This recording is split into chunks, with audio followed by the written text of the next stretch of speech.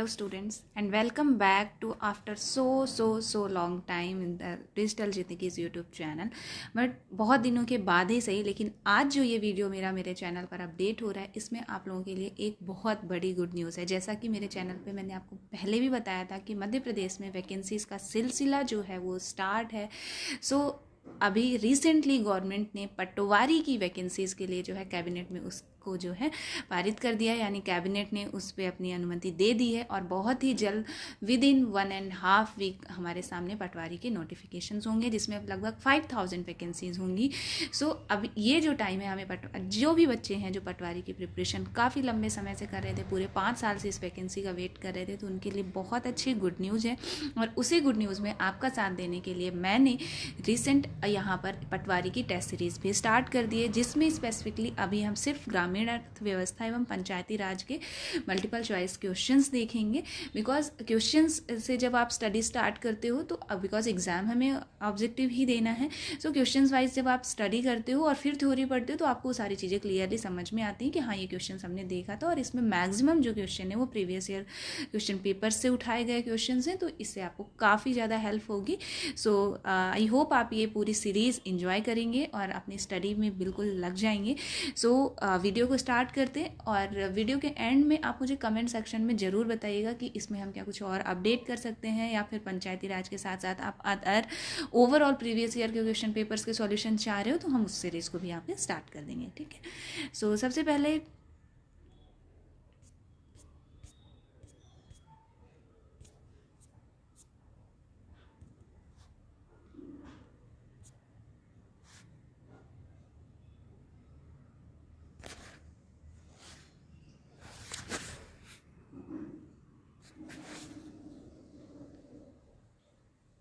Sorry for disturbance. यहाँ पे जो पहला क्वेश्चन है वो है सामुदायिक विकास कार्यक्रम CDP जिसे बोलते हैं, कि संबंध में निम्नलिखित में से कौन सा कथन सही है। ठीक है, ये PPT के माध्यम से मैंने ये वीडियो सीरीज बनाई है, तो आप लोगों को स्टडी करने में भी आसान होगा और अगर आप नोट्स बना रहे हैं तो आप इजीली अपने नोट्स भी बना पाएंगे। ठीक है, तो देखते हैं ऑप्शंस क्या क्या हैं।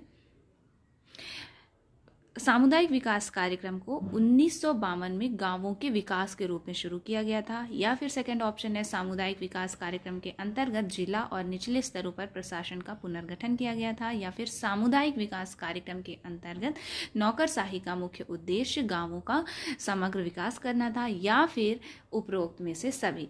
आप लोग इन सारे क्वेश्चन में कम क्वेश्चन से ही हमने स्टार्ट किया है, तो आप अपने अगर नोट्स बना रहे हैं तो आप ये क्वेश्चन वहाँ पे नोट डाउन भी कर सकते हैं। इसका जो सही आंसर है, इसका सही आंसर है आंसर ए, यानी कि CDP को 1952 में गांवों के विकास के रूप में शुरू किया गया था। अब कैसे क्या, इससे रिलेटेड एक छोटा सा क्विक सॉल्यूशन भी हम यहाँ पे देखते हैं। ठीक है, सामुदायिक विकास कार्यक्रम जिसे कम्युनिटी डेवलपमेंट प्रोग्राम्स, जो इंग्लिश मीडियम स्टूडेंट्स हैं उनको भी समझ में आएगा, 1952 में गांवों के विकास के रूप में शुरू किया गया था, क्योंकि आज़ादी के बाद देश के सम्मुख गांवों का विकास तत्काल समस्या थी। ठीक है, सामुदायिक विकास कार्यक्रम के अंतर्गत जिला और निचले स्तरों का प्रशासन का पुनर्गठन किया गया था। गाँवों में विकास कार्यों के समन्वय के लिए प्रशासनिक व्यवस्था का एक नेटवर्क तैयार किया गया था। ठीक है, इसी के साथ साथ सामुदायिक विकास कार्यक्रम यानी CDP के अंतर्गत नौकरशाही का मुख्य उद्देश्य गांवों का समग्र विकास करना था। पूरे देश में सामुदायिक विकास कार्यक्रम के लिए ब्लॉकों की संख्या निर्धारित की गई थी, जिनमें से प्रत्येक में प्रशासनिक कर्मियों के रूप में प्रखंड विकास अधिकारी, विस्तार अधिकारी और ग्राम स्तर के कार्यकर्ता भी शामिल थे। ठीक है, इसी के साथ बढ़ते हैं अगले क्वेश्चन की तरफ। अगला क्वेश्चन है यहाँ पर आपके सामने, राष्ट्रीय विस्तार सेवा योजना किस वर्ष शुरू की गई थी। इसके ऑप्शंस हैं 1951, या फिर 1953, या फिर 1956, या फिर 1948। इसका जो करेक्ट आंसर है आंसर बी, राष्ट्रीय विस्तार सेवा योजना 1953 में शुरू की गई थी। इसका सॉल्यूशन देख लेते हैं। सामुदायिक विकास कार्यक्रम यानी कम्युनिटी डेवलपमेंट प्रोग्राम्स के शुरू होने के 1 वर्ष बाद राष्ट्रीय विस्तार सेवा योजना 2 अक्टूबर 1953 को शुरू की गई थी, एवं राष्ट्रीय विस्तार सेवा को कम लागत और अधिक लोगों की भागीदारी के विचार के साथ शुरू किया गया था। प्रत्येक राष्ट्रीय विस्तार सेवा ब्लॉक में लगभग 100 गांव और लगभग 65,000 जनसंख्या थी। आई होप आपको इस सॉल्यूशन से काफ़ी ज़्यादा हेल्प मिलेगी, ठीक है। और ये सारे क्वेश्चन जो है प्रीवियस ईयर एग्जाम्स में पूछे गए क्वेश्चन हैं, तो काफ़ी इंपॉर्टेंट क्वेश्चन हैं। बढ़ते हैं अगले क्वेश्चन की तरफ। सो अगला क्वेश्चन है, निम्नलिखित में से कौन सी समिति पंचायती राज संस्थाओं से संबंधित नहीं है? ऑप्शंस देख लेते हैं। बलवंत राय मेहता समिति, या फिर अशोक मेहता समिति, या फिर LM सिंघवी समिति, या फिर PVN राव समिति। आप अपना करेक्ट आंसर कमेंट सेक्शन में भी बता सकते हैं, और उसके बाद आप चेक करें कि आपके कितने आंसर करेक्ट हो रहे हैं। तो इससे जो है आपका कोई रिवीजन भी होगा कि आपके कितने ज़्यादा, बिकॉज अगर आप पटवारी के एग्जाम को क्वालिफाई करना चाह रहे हो तो आपके लिए सबसे ज़्यादा जो हेल्पफुल करेगा वो होगा पंचायती राज ग्रामीण अर्थव्यवस्था, बिकॉज ये एक सेपरेट सेक्शन है जो किसी और एग्जाम में उतना ज़्यादा नहीं पूछा जाता है, लेकिन पटवारी की अगर आप प्रिपरेशन कर रहे हो तो उसके लिए आपको काफ़ी ज़्यादा हेल्प करने वाला है। इसका करेक्ट आंसर है answer D, that means PVN Rao समिति जो है वो समिति पंचायती राज संस्थाओं से संबंधित नहीं थी। इसका सॉल्यूशन देखते हैं। सॉल्यूशन में है PV नरसिम्हा राव 1991 से 1996 तक भारत के 9वें प्रधानमंत्री रहे थे। उन्हें भारत में आर्थिक उदारीकरण की नीति की शुरुआत के लिए जाना जाता है। भारत में आर्थिक उदारीकरण को देश की आर्थिक नीतियों के उदारीकरण के रूप में संदर्भित किया जाता है। यह 1991 में अर्थव्यवस्था को अधिक बाजारीकरण और सेवा उन्मुख बनाने और निजी और विदेशी निवेश की भूमिका का विस्तार करने के लक्ष्य के साथ इसकी शुरुआत की गई थी। इसी के साथ यह जो समिति थी वो भारतीय गांवों और ग्राम सभाओं को हमारे लोकतांत्रिक राष्ट्र के गणतांत्रिक आधार के रूप में लेती है। यह ग्राम सभा को प्रत्यक्ष लोकतंत्र का अवतार मानती है। इसमें न्याय पंचायतों और एकीकृत प्रशासनिक ढांचे के लिए अपनी सिफारिशें भी पेश की हैं, ठीक है। That clear. अगले क्वेश्चन की तरफ बढ़ते हैं। सो नेक्स्ट क्वेश्चन है यहाँ पर आपके सामने, निम्नलिखित में से कौन सा संविधान संशोधन अधिनियम पंचायतों के रूप में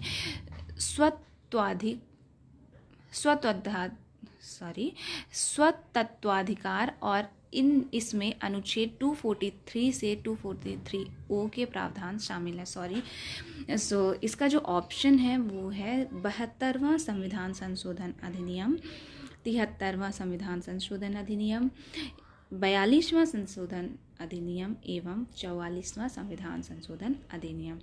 सो इसका करेक्ट आंसर है आंसर बी, 73वां संविधान संशोधन अधिनियम जो है वो पंचायतों के रूप में स्वतत्वाधिकार है, ठीक है।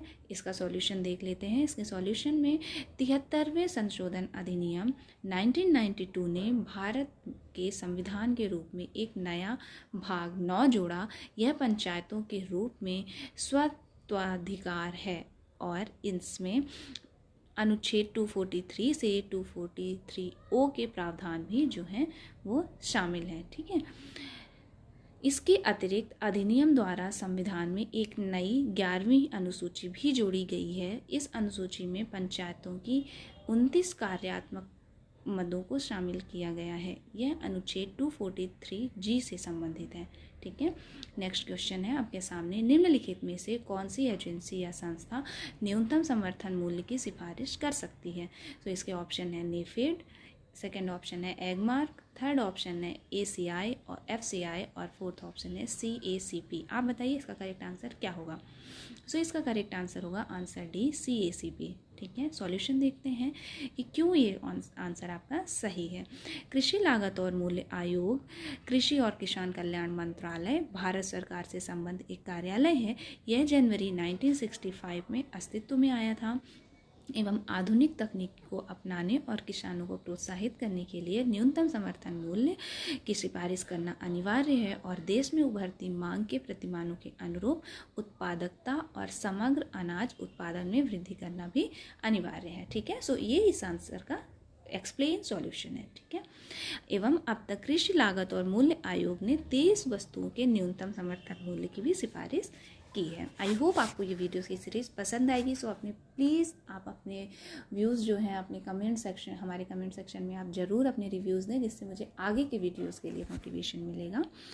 अगला क्वेश्चन है, ग्राम स्वराज अभियान एक कार्यक्रम है जो निम्न में से किस अवधि के दौरान अंबेडकर जयंती के अवसर पर आयोजित किया गया? अभी रिसेंट अम्बेडकर जयंती भी निकली है।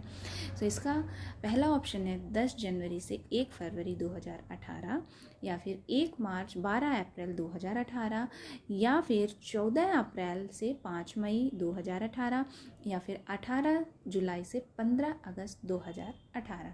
तो इसका करेक्ट आंसर जो है वो है आंसर सी, 14 अप्रैल से 5 मई 2018 तक। ठीक है, बढ़ते हैं इसके सॉल्यूशन की तरफ। सो इसका जो सॉल्यूशन है उसमें सबसे पहले आता है ग्राम स्वराज ग्राम स्वराज अभियान एक कार्यक्रम है जो 14 अप्रैल से 5 मई 2018 की अवधि के दौरान अंबेडकर जयंती के अवसर पर आयोजित किया जाता है। ठीक है, नेक्स्ट है अभियान को सबका साथ सबका गांव सबका विकास के नाम से चलाया जा रहा है एवं इस अभियान का उद्देश्य है सामाजिक समरसता को बढ़ावा देना, सरकार की गरीबों के हितार्थ पहलों के संबंध में जागरूकता फैलाना और गरीब परिवारों तक उनका नामांकन कराने और साथ ही विभिन्न कल्याणकारी कार्यक्रमों पर उनकी प्रतिक्रिया प्राप्त करने के लिए उन तक पहुंचना। ठीक है, बढ़ते हैं अगले क्वेश्चन की तरफ। सो नेक्स्ट क्वेश्चन आपके सामने है कि अंतर्राज्यीय जल विवाद अधिनियम का गठन कब किया गया था।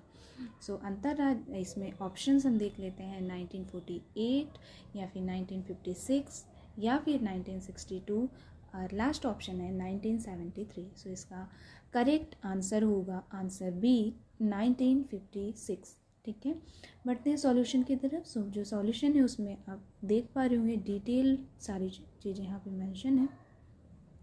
संविधान के अनुच्छेद 262 के अंतर्गत अंतर्राज्यीय जल विवाद अधिनियम का गठन किया गया। इस अधिनियम के प्रस्तावना में कहा गया है कि यह अंतर्राज्यीय नदियों या नदी घाटियों के जल संबंधित विवादों के न्याय निर्णयन का प्रावधान करने वाला अधिनियम है। अंतर्राज्यीय नदी वह नदी है जो एक से अधिक राज्यों से होकर बहती है और जिस नदी का उद्गम और समापन एक राज्य में होता है वह एक राज्य नदी है। इस अधिनियम के अंतर्गत जल विवाद का अर्थ है दो या दो से अधिक राज्यों के बीच किसी अंतर्राज्यीय नदी या नदी घाटी के जल के उपयोग, वितरण या नियंत्रण के संबंध में कोई विवाद या मतभेद का उत्पन्न होना। इस अधिनियम का नाम बदलकर अंतर्राज्यीय नदी जल विवाद विधेयक अधिनियम 1956 कर दिया। ठीक है, सो दोस्तों ये जो सॉल्यूशन मैं आपको बता रही हूँ ना, तो ये सॉल्यूशन आपके लिए हेल्पफुल है। हो सकता है जो क्वेश्चन हम यहाँ पे पढ़ रहे हैं बिकॉज ये ऑलरेडी प्रीवियस ईयर्स में पूछे जा चुके हैं क्वेश्चन है, बट अगर आप इन सॉल्यूशन को सही तरीके से रेट करते हो तो हो सकता है इन्हीं सॉल्यूशन में से कोई क्वेश्चन बन जाए और वो आपके टेस्ट पेपर में आ जाए। सो सॉल्यूशन को आप बहुत ज़्यादा केयरफुली रेट करिएगा। बढ़ते हैं अगले क्वेश्चन की तरफ। सो निम्नलिखित में से कौन सी नदी घाटी में उच्चतम कुल पुनः पूर्ति योग्य भूजल संसाधन है। ठीक है, क्वेश्चन आपको समझ में आ गया। बढ़ते हैं ऑप्शंस देखते हैं। इसका पहला ऑप्शन है गंगा, सेकंड ऑप्शन है ब्रह्मपुत्र, थर्ड ऑप्शन है गोदावरी, फोर्थ ऑप्शन है महानदी। ठीक है, सो इसका जो करेक्ट आंसर है वो है आंसर सी, गोदावरी नदी। ठीक है, सॉल्यूशन मैं आपको एक्सप्लेन करती हूँ। सॉल्यूशन देखिएगा आप, भारत में सब, अगर आप नोट डाउन कर रहे हैं तो आप वीडियो को पॉज करके भी सॉल्यूशन आप अगर लिख रहे हैं, आप नोट डाउन कर रहे हैं तो आप वो कर सकते हैं। ठीक है, भारत में सबसे अधिक जल ग्रहण क्षेत्र और सबसे बड़े निर्वहन के साथ गंगा नदी देश में सबसे अधिक पुनः पूर्ति योग्य भूजल संसाधन है। देश में कुल पुनः पूर्ति योग्य भूजल संसाधन लगभग 432 घन किलोमीटर है। भारत में कुल पुनः पूर्ति योग्य जल का लगभग 46% गंगा और ब्रह्मपुत्र घाटियों में है। गंगा बेसिन में अर्ध शुष्क घाटियाँ हिमालय के उत्तर में स्थित हैं।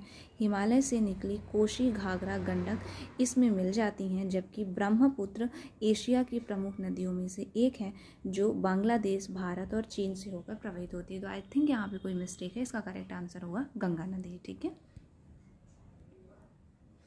नेक्स्ट क्वेश्चन है राष्ट्रीय जल अकादमी की शुरुआत किस वर्ष हुई थी।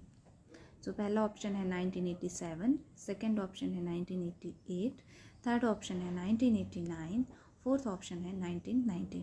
सो इसका करेक्ट आंसर होगा आंसर बी, 1988। अब सॉल्यूशन देख लेते हैं। राष्ट्रीय जल अकादमी को जल संसाधनों के विकास और प्रबंधन में शामिल विभिन्न केंद्रीय या फिर राज्य संगठनों के सेवाकालीन इंजीनियरों को प्रशिक्षण प्रदान करने के लिए वर्ष 1988 में केंद्रीय जल आयोग द्वारा स्थापित किया गया था। राष्ट्रीय जल अकादमी स्वयं के विभिन्न कार्यक्रमों के माध्यम से जल संसाधन विकास और प्रबंधन से संबंधित विषयों के पूरे वर्णक्रम को शामिल करते हुए प्रशिक्षण कार्यक्रम आयोजित करती है। यद्यपि तैयार की गई प्रशिक्षण सामग्री काफ़ी हद तक तकनीकी स्वरूप की है। ठीक है, देखिए क्या होता है ना, सॉल्यूशन जब आप रीड करते हो तो इससे आपकी गलतियां भी आपको पता चल जाती हैं। जैसे लास्ट क्वेश्चन हमने देखा, वहाँ ऑप्शन में कुछ मिस्टेक थी, आई थिंक मैं उसको क्रॉस चेक कर लूँगी, बट एक्सप्लेनेशन जो हमने उसका देखा उससे हमें करेक्ट आंसर मिल गया। सो मैं बार बार इस चीज़ को रिवाइज कर रही हूँ कि आप सॉल्यूशन बहुत केयरफुली पढ़िएगा। ठीक है, सो ये हो गया 10 क्वेश्चन। बढ़ते हैं आगे अगले क्वेश्चन की तरफ। अगला जो क्वेश्चन है यहाँ पर, राष्ट्रीय ग्रामीण रोजगार कार्यक्रम को पंचवर्षीय योजना के एक भाग के रूप में ग्रामीण क्षेत्रों में रोजगार के अवसरों में उल्लेखनीय वृद्धि की दृष्टि से 1980 में शुरू किया गया था।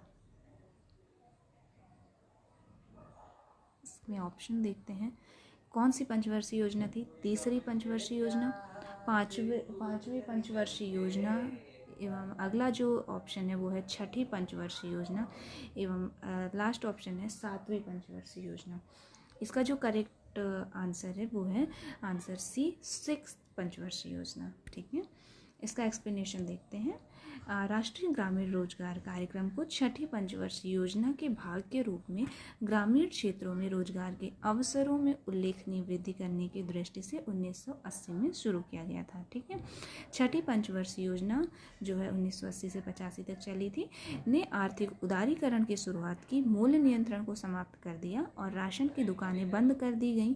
ग्रामीण क्षेत्रों के विकास के लिए 12 जुलाई 1982 को शिवरामन समिति की सिफारिश पर राष्ट्रीय कृषि और ग्रामीण विकास बैंक की स्थापना की गई थी। ठीक है, नेक्स्ट जो क्वेश्चन है वो आपके सामने है। अगला क्वेश्चन है कि भारत में उच्च फसल उत्पादकता ने किस वर्षों के दौरान बागवानी कृषि में स्वर्णिम क्रांति का नेतृत्व किया था? ठीक है, इसका जो ऑप्शन है वो है 1981 से 2002, या फिर 1991 से 2003, या फिर 2001 से 2011, या फिर 1961 से 1982। तो इसका जो करेक्ट आंसर है वो है आंसर बी, 1991 से लेकर 2003 तक। इसका सॉल्यूशन देखते हैं। इसके सॉल्यूशन में मेंशन है, भारत में उच्च फसल उत्पादकता ने 1991 से 2003 का जो टाइम ड्यूरेशन था के दौरान बागवानी कृषि में स्वर्णिम कृषि का नेतृत्व किया था। स्वर्णिम क्रांति का संबंध शहद और बागवानी के उत्पाद से है। यह भारत की महत्वपूर्ण कृषि क्रांतियों का एक भाग है। निरपक टुटेज को भारत में स्वर्ण क्रांति का जनक माना जाता है। संभवतः हरित क्रांति से अलग करने के लिए शोधकर्ताओं ने इसे स्वर्णिम क्रांति में वर्णित किया था। ठीक है, नेक्स्ट क्वेश्चन की तरफ बढ़ते हैं। नेक्स्ट क्वेश्चन आपकी स्क्रीन पर है, समग्र ग्रामीण सामाजिक और सामुदायिक विकास में औपचारिक ऋण प्रणाली को पूरी तरह से एकीकृत करने के लिए निम्नलिखित में से किसका प्रादुर्भाव हुआ था? ठीक है, सो इसका ऑप्शन है क्षेत्रीय ग्रामीण बैंक, या फिर नाबार्ड, नेक्स्ट ऑप्शन है स्व सहायता समूह, लास्ट ऑप्शन है भूमि विकास बैंक। तो आप लोग कमेंट सेक्शन में ज़रूर बताइएगा इसका करेक्ट आंसर क्या होगा। मेरे हिसाब से इसका करेक्ट आंसर है स्व सहायता समूह। एक्सप्लेनेशन देख लेते हैं। समग्र ग्रामीण सामाजिक और सामुदायिक विकास में औपचारिक ऋण प्रणाली को पूरी तरह से एकीकृत करने के लिए स्व सहायता समूह उत्पन्न हुए थे। ठीक है, स्व सहायता समूह लोगों का अनौपचारिक समूह है जो अपनी सामान्य समस्याओं के निराकरण के लिए एक साथ आते हैं। व्यक्ति पर ध्यान केंद्रित करना स्वयं सहायता का अर्थ हो सकता है, जबकि स्व सहायता समूहों की एक महत्वपूर्ण विशेषता पारस्परिक सहायता की सोच है, जिसमें लोग एक दूसरे की सहायता करते हैं। ठीक है, I hope you understood with all solution. अगला क्वेश्चन आपकी स्क्रीन पर है, एक भारतीय किसान कर्ज के साथ पैदा होता है, कर्ज के साथ जीता है और कर्ज के साथ मर जाता है। ये किसने कहा था? Norman Borlaug, Malcolm darling, Adam Smith, या फिर रैसल कॉर्सन। इसका करेक्ट आंसर है आंसर बी, मैल्कम डार्लिंग ने। ये रहा इसका सॉल्यूशन। एक भारतीय किसान कर्ज के साथ पैदा होता है, कर्ज के साथ जीता और मर जाता है। यह कथन जो है मैल्कम डार्लिंग का था। सर मैल्कम डार्लिंग एक विख्यात ब्रिटिश शोधकर्ता और लेखक थे। ठीक है, नेक्स्ट क्वेश्चन देखते हैं। ग्रामीण बेरोजगारी के संबंध में गलत विकल्प का चयन करें। खुली बेरोजगारी, मौसमी बेरोजगारी, शिक्षित बेरोजगारी या फिर अप्रत्यक्ष बेरोजगारी। इसका करेक्ट आंसर है आंसर ए, खुली बेरोजगारी। एक्सप्लेनेशन देख लेते हैं इसका। शहरी बेरोजगारी के साथ ग्रामीण बेरोजगारी को भारत की गंभीर समस्याओं में से एक माना जाता है, क्योंकि यह पूरी अर्थव्यवस्था पर प्रभाव डालती है। बेरोजगारी तब होती है जब कोई व्यक्ति जो सक्रिय रूप से रोजगार की तलाश करता हो पर उसे काम नहीं मिल पाता। प्रायः अर्थव्यवस्था के स्वास्थ्य को मापने के रूप में बेरोजगारी का उपयोग किया जाता है। खुली बेरोजगारी एक ऐसी स्थिति है जिसमें श्रम बल के एक बड़े भाग को एक ऐसी नौकरी नहीं मिल पाती जिससे उन्हें नियमित आय प्राप्त हो सके। इस प्रकार की बेरोजगारी को बेरोजगार व्यक्तियों की संख्या के रूप में देखा और गिना जा सकता है। अर्थव्यवस्था की विकास दर की तुलना में श्रम शक्ति दर तेजी से फैलती है। ठीक है, अगला क्वेश्चन है। राष्ट्रीयकृत बैंकों में सरकारी इक्विटी को 33% तक सीमित करने के लिए निम्न में से किस समिति ने महत्वपूर्ण सिफारिश की थी? अभिजीत सेन समिति, विमल जालान समिति, नरसिम्हा समिति या फिर हनुमंत राव समिति। तो इसका करेक्ट आंसर है आंसर सी, नरसिम्हा राव समिति। ठीक है, कैसे और क्या ये हमें पता चलेगा सॉल्यूशन में। अगस्त 1991 में नरसिम्हा समिति का गठन भारतीय रिजर्व बैंक के पूर्व गवर्नर एम नरसिम्हा की अध्यक्षता में किया गया था एवं इस समिति की रिपोर्ट में बैंकिंग और पूंजी बाजार को शामिल करते हुए वित्तीय क्षेत्र के सुधारों के लिए विस्तृत प्रस्ताव पेश किया था। सरकार ने इस निकाय के व्यापक अनुमोदन के तहत कई सुधारों की घोषणा की एवं नरसिम्हा समिति ने राष्ट्रीयकृत बैंकों में सरकारी औचित्य को 33% तक सीमित करने की एक आमूलचूल सिफारिश भी की थी। ठीक है, नेक्स्ट क्वेश्चन की तरफ बढ़ते हैं। अगला क्वेश्चन आपके सामने है। विश्व विकास रिपोर्ट 2019 में के एक भाग के रूप में निम्नलिखित में से किस संगठन ने मान व पूंजी सूचकांक पर अपनी पहली रिपोर्ट प्रस्तुत की है? विश्व बैंक, IMF, यूनेस्को, ADB। इसका करेक्ट आंसर है आंसर ए, विश्व बैंक। ठीक है, बढ़ते हैं सॉल्यूशन की तरफ। विश्व बैंक ने विश्व विकास रिपोर्ट 2019 के एक भाग के रूप में मानव पूंजी सूचकांक पर अपनी पहली रिपोर्ट प्रस्तुत की। ठीक है, मानव पूंजी ज्ञान, कौशल और स्वास्थ्य से मिलकर बनती है, जिसका लोग अपने जीवन काल में संचय करते हैं, जो उन्हें समाज के उत्पादक सदस्यों के रूप में अपनी क्षमता का एहसास करने में सक्षम बनाती है। एवं मानव पूंजी सूचकांक मानव पूंजी परियोजना का एक भाग है, जिसे विश्व भर में मानव संसाधन विकास को बढ़ाने के लिए रणनीतियों का पता लगाने के लिए शुरू किया गया है। मानव पूंजी सूचकांक शिक्षा और स्वास्थ्य संकेतकों के परिणामों के आधार पर 1957 देशों को रैंक प्रदान करता है, जिसका भविष्य की उत्पादकता पर प्रभाव पड़ता है। आई होप आपको एक्सप्लेनेशन से इन क्वेश्चंस को समझने में बहुत ज़्यादा हेल्प मिलेगी। बढ़ते हैं नेक्स्ट क्वेश्चन की तरफ। अगला क्वेश्चन आपके सामने है। स्वतंत्रता के बाद देश में प्रचलित कृषि संबंधों का गहन अध्ययन करने के लिए भारतीय राष्ट्रीय कांग्रेस ने की अध्यक्षता में कृषि सुधार समिति का गठन किया था। तो अब यहाँ जानते हैं किसकी अध्यक्षता में ये काम हुआ था। CH हनुमंत राव की अध्यक्षता, या फिर JC कुमारप्पा के, या फिर AD गोरवाला, या फिर BP सिंह। आप कमेंट सेक्शन में इन सारे क्वेश्चंस के अपने आंसर ज़रूर बताइएगा, इससे आप लोगों को भी पता चलेगा कि आपकी तैयारी किस लेवल पर है। इसका जो करेक्ट आंसर है वो है answer B, JC Kumarappa. Explanation देख लेते हैं। इसका जो सॉल्यूशन है उसमें दिया हुआ है, स्वतंत्रता के बाद देश में प्रचलित कृषि संबंधों का गहन अध्ययन करने के लिए भारतीय राष्ट्रीय कांग्रेस ने JC कुमारप्पा की अध्यक्षता में कृषि सुधार समिति का गठन किया था। समिति ने 1949 में अपनी रिपोर्ट प्रस्तुत की, जिसका स्वतंत्रता के बाद के दौरान कृषि सुधार नीति के विकास पर काफ़ी प्रभाव पड़ा। समिति ने सिफारिश की कि राज्य और जोतने वालों के बीच सभी मध्यस्थतों को हटा देना चाहिए और भूमि कुछ शर्तों के साथ उन्हें जोतने वालों को सौंप देनी चाहिए। ठीक है, ये इसका एक्सप्लेनेशन है। आई होप आपको समझ आया होगा। बढ़ते हैं अगले क्वेश्चन की तरफ। अगला क्वेश्चन आपके सामने है, निम्नलिखित में से कौन से स्वरूप हरित क्रांति से शामिल थे? ऑप्शन है उच्च उपज प्रदान करने वाली किस्में, कृषि का मशीनीकरण, रासायनिक उर्वरकों और कीटनाशकों का प्रयोग, या फिर उपरोक्त सभी। इसका जो करेक्ट आंसर है, आंसर बी है, कृषि का मशीनीकरण। ठीक है, सॉल्यूशन देखते हैं कि कैसे। हरित क्रांति वह दौर है जब आधुनिक पद्धतियों और तकनीकों को अपनाने के कारण देश की कृषि एक औद्योगिक प्रणाली में बदल गई थी। भारत में हरित क्रांति के महत्वपूर्ण स्वरूपों में उच्च उपज प्रदान करने वाली किस्में, कृषि का मशीनीकरण, रासायनिक उर्वरकों और कीटनाशकों का उपयोग, सिंचाई आदि शामिल हैं। यद्यपि हरित क्रांति शब्द गेहूं और चावल को संदर्भित करता है, कुछ कृषि वैज्ञानिकों ने मक्का, सोयाबीन और गन्ना को भी शामिल किया, जिससे उपज में शानदार लाभ हुआ। ठीक है, हरित क्रांति शब्द का प्रयोग सर्वप्रथम विलियम गॉड ने किया था और नॉर्मन बोरलॉग हरित क्रांति के जनक हैं।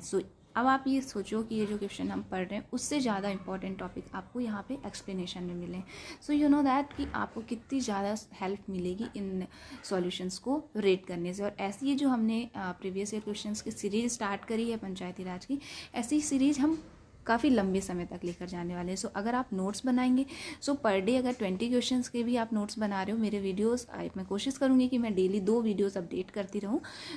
इसमें से आपके पास काफ़ी ज़्यादा क्वेश्चंस स्टोर हो जाएंगे और आप इसमें अपनी सेल्फ प्रैक्टिस भी कर सकते हैं। जैसे जो भी मैं क्वेश्चंस आपको बता रही हूँ, तो आप उनके जो ऑप्शन है वो कमेंट सेक्शन में आप मेंशन कर सकते हैं। इससे आपको भी पता चलेगा कि आपने कितने आंसर जो है करेक्ट लगाए, और मुझे भी पता चलेगा कि आप लोगों की किस हिसाब से तैयारी चल रही है।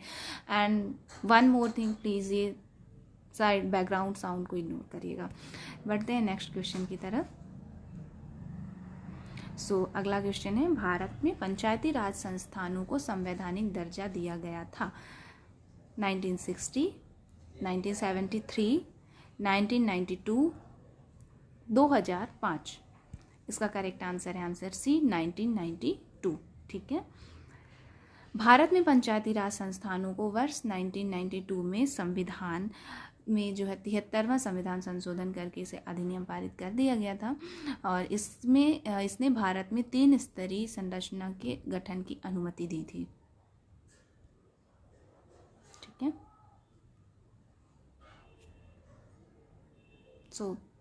ये थे पूरे 20 क्वेश्चंस की सीरीज़। आई होप आपको ये वीडियोस की सीरीज़ अच्छी लगी होगी। And after so long time मैंने वीडियो स्टार्ट किया, तो आज के वीडियो में थोड़ा सा आपको डिस्टर्बेंस होगी। So please take it granted. And next time हम कोशिश करेंगे कि आपको प्रॉपर साउंड के साथ वीडियो मिले, आपको कोई भी डिस्टर्बेंस नहीं आए। बट उसके लिए आपको मेरा एक सपोर्ट करना होगा, आपको इस वीडियो को एंड तक देखना होगा, लाइक करना होगा, और अगर आपने अभी तक चैनल को सब्सक्राइब नहीं किया तो आप अगर चैनल सब्सक्राइब करते हैं तो इससे मुझे ज़्यादा हेल्प मिलेगी, मुझे मोटिवेशन मिलेगा कि जो सीरीज़ मैंने स्टार्ट करी है वो आप लोगों को पसंद आ रही है, और नई नई वैकेंसीज़ के अकॉर्डिंग जो भी अपडेट रहेगी वो आपको मेरे चैनल पर मिलती रहेगी। ओके, सो मिलते हैं नेक्स्ट वीडियो में। टिल देन टेक केयर, और वीडियो को लाइक ज़रूर करिएगा। Bye bye.